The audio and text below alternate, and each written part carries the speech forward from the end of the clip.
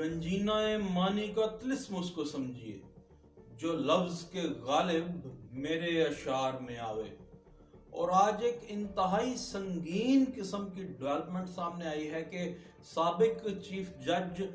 GB Gilgit Baltistan Rana Shamim ने जो उनका जो एफिडेविट जो सामने आया है, जो उनका बयान हल्फी सामने आया है, लंदन से वो नोटराइज होकर के आया है, उसके मुताबिक साबिक चीफ जस्टिस ऑफ पाकिस्तान मियां साकिब निसार ने मरियम नवाज साहबा को और नवाज शरीफ साहब को अपने इख्तियारात से तजावुज़ करते हुए वो 2018 के इलेक्शन से पहले कैदोबंद की सोबतें झेलने के लिए जज को मुतलका जज को प्रेशराइज किया। अब सवाल ये है कि आज ये संगीन नौइयत के इस इंकशाफ के बाद जो एक तरफ तो बल्कि सबसे अहम बात ये है कि हमारे इंतहाई मुकद्दस और हामिल तकदीस अदारे के ऊपर जो उसकी साख को ये नुकसान पहुंचा रही है ये चीज़। दूसरी जानिब तमाम लोग इस बात पे बात कर रहे हैं कि जनाब इससे फ़ायदा कौन है, नून लीग इसकी बेनिफिशरी है या कि इससे पीटीआई को धचका लगेगा या कि इससे उसके बयानिए को तक़वियत मिलेगी और इसके बयानिए को ज़क पहुंचेगी। मगर सवाल ये है कि ये जो जजेस होते हैं कॉन्स्टिट्यूशन ऑफ पाकिस्तान, आईन पाकिस्तान के तहत ये जो अपना ओथ लेते हैं, जब ये हल्फ लेते हैं तो उसमें तो कुछ इस तरह के अल्फाज भी होते हैं कि that I will preserve, protect and defend the constitution of the Islamic Republic of Pakistan के मैं आईन पाकिस्तान के तहफ़्फ़ुज़, उसकी ज़मानत और उसके लिए उसको डिफेंड करता रहूंगा, उसके लिए बरसरे पेकार रहूंगा। तो क्या वजह है कि इस पहलू को इस एस्पेक्ट को भी यहाँ पे ना जिक्र किया जाए कि ये जो जज साहब हैं राना शमीम, साबिक जज चीफ जज जीबी, इनको 4 बरस तक ये बात याद नहीं आई और इनका ओथ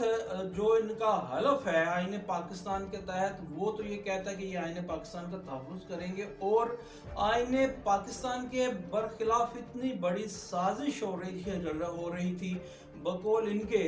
कि एक 3 दफ़ा के मुंतखब वज़ीर आज़म को इलेक्शन से कबल उसकी जमात को नुकसान पहुंचाने के लिए कैदोबंद में डालने की बातें की जा रही थी और ये खामोश रहे। तो क्या इन्होंने अपने हलफ से इन्हिराफ नहीं किया? और सद शुक्र इस्लामाबाद हाई कोर्ट ने आज सुबह उनको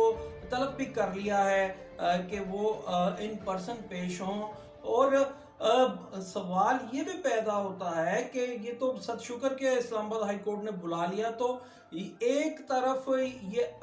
इतने मुकद्दस इदारे की तकदीस को साबिक जज साहब ने स्टेक पर